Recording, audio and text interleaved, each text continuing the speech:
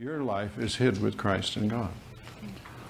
When Christ, who is our life, shall appear, then you also will appear. Glorious, glorious.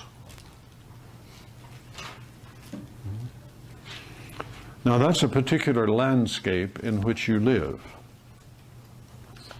as a person who has entered the kingdom of God and who is living from what is there and not what is in the visible world. Now, Paul works through that very carefully, as you may recall, in 2 Corinthians 4:16 through 18,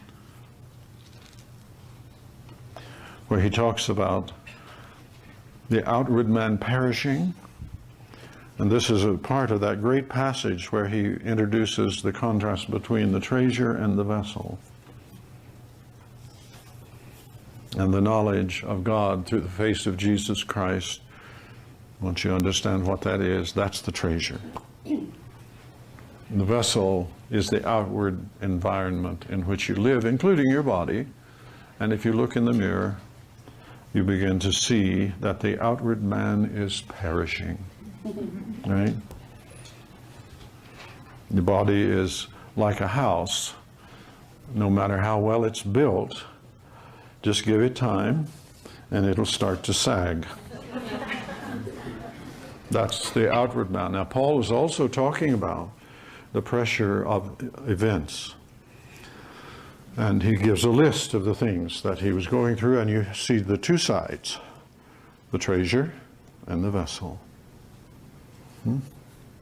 Sorrowful, vessel. Always rejoicing, treasure.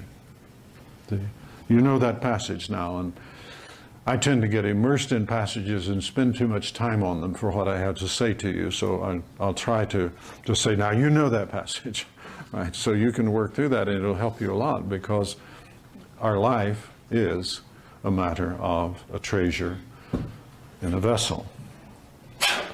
And the problem is that we tend to be obsessed with the vessel and not with the treasure.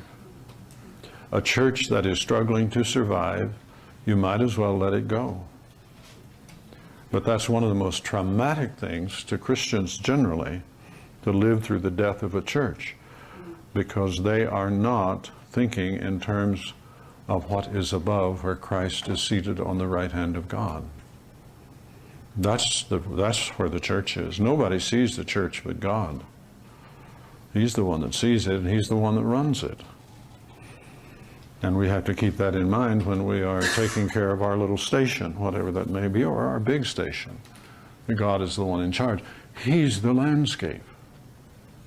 He's the landscape. So Paul goes on to say the outward man is perishing, but the inward man is being renewed day by day, while we look not at things that are visible, but at things that are invisible. See, one of the things you get when you get born again is the ability to see the invisible. Now, you have to be told that, if you don't know it already. You have to be told that so you can begin to recognize it when it happens. It's like hearing God. God talks to everybody all the time. But if you don't know what it is and listen for it, you will never know it. And you'll live life on your own. You won't look at the invisible, you'll look at the visible. For the things that are visible are temporal, but the things that are invisible are eternal. Now you decide. You decide.